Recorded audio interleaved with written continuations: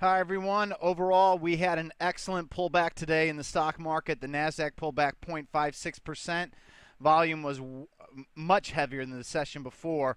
But as you will see, we had a big intraday reversal off the lows. Not big, but it's big enough. We didn't close at the lows. So I'll take that overall. But still, my oscillators aren't even on here because they're all overbought. They all need to pull in. I don't see how we're going to just continue to make higher highs from here on out without consolidating these gains. I mean, the 200-day moving average is now uptrending enough now that I guess we really could do a little, October to December-ish kind of action if we did want to. But, pulling back further wouldn't surprise me. But overall, it was a solid session. That's what I'm trying to get at. There's nothing to panic about yet. S&P 500, similar situation, but volume was actually lower than the session before. It's close enough on this index that it doesn't matter. The bottom line is the price action, and we reverse off the intraday lows, so that's a positive to take away overall. So it's not terrible yet, but something I did see is on the OEX, the put-call ratio has been over 2 for I don't know, it's given its fourth highest readings ever over the past 6 sessions, and the 5-day moving average is over 2, which is the first time that's ever happened in the 16 years they've been tracking it or some shit like that. So that's the intelligent money. So the intelligent money is making bets that stocks pull back further, so that's just something to keep in mind.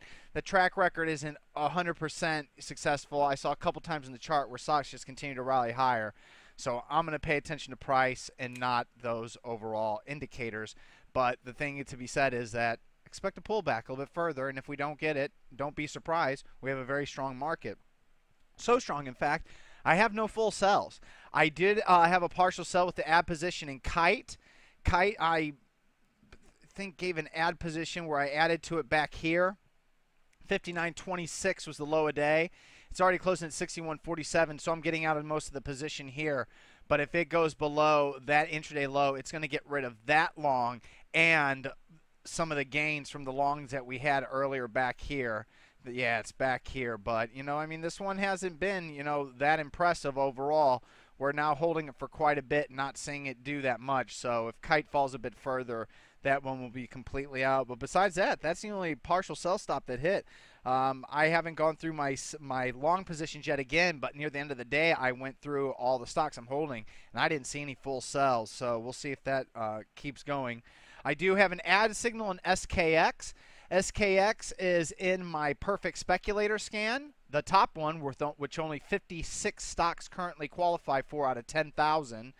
So 56 out of 10,000, this is one of them. SKX is giving an add signal in that one, and it's also a high quality Can Slim stock. So Can Slim and Perfect Speculator, it's an add signal 1% each. That's a 2% signal. Wish I could see BOP getting higher from the day before, but I'll take it. And I wish the base is longer too, but once again, I'll take it. And the new higher quality long position is QRVO. This is 2.5%.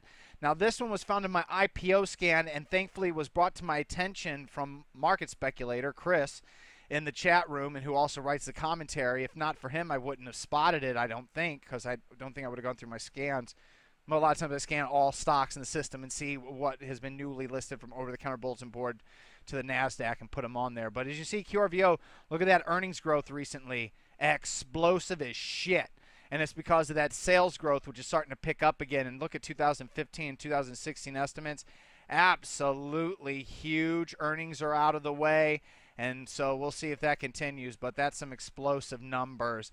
So I'd be a fool to pass on this signal tonight. Plus, it's just another pocket pivot point signal. And if we're wrong, we lose about 3%.